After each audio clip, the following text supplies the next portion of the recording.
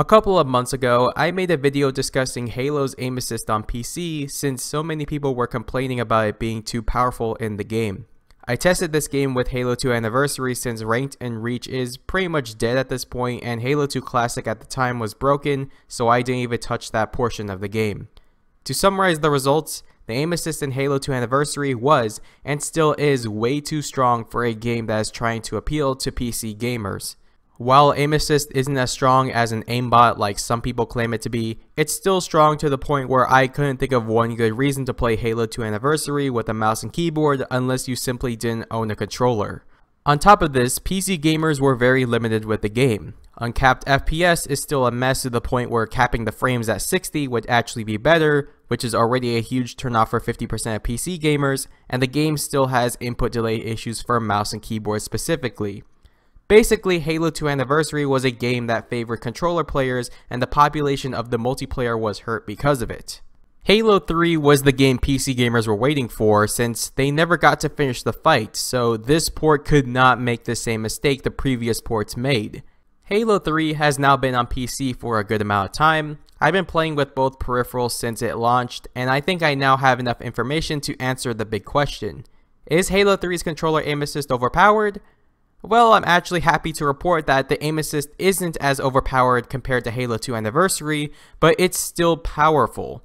Before we go further into the video, I want to talk about what it's actually like to aim with a mouse since a lot of controller players don't really understand how that works.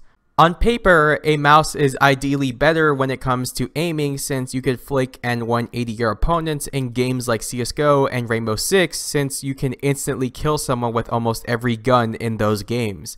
Halo is completely different compared to CSGO. The high time to kill means that players have to track their opponents, pixel by pixel, while shooting in order to kill them, which is a lot harder than it sounds with a mouse. This also means that the benefit of being able to flick onto your opponents is completely thrown out the window since a player can eat a good amount of bullets before they die unless you have a power weapon.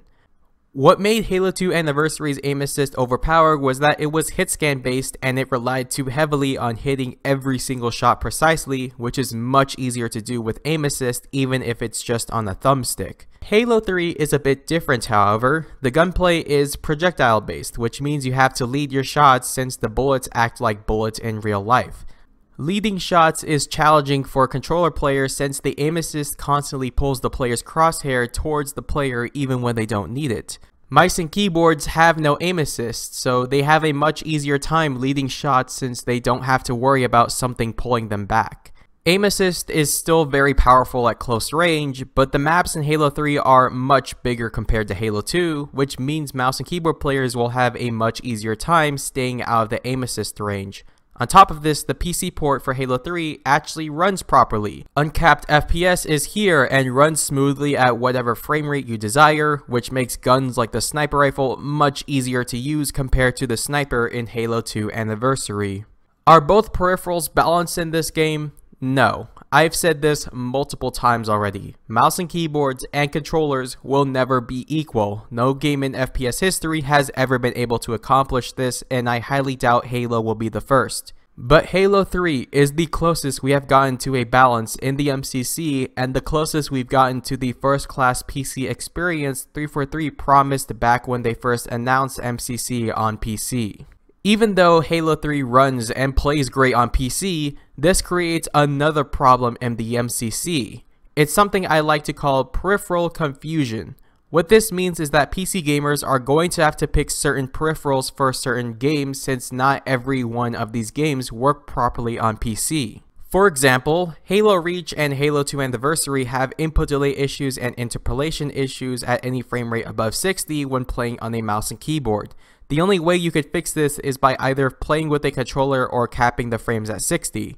Halo 1, 2 Classic, and 3 on the other hand are currently the only games that work properly with high frame rates and that feel good to play on a mouse and keyboard, so PC gamers are going to be more attracted to those games.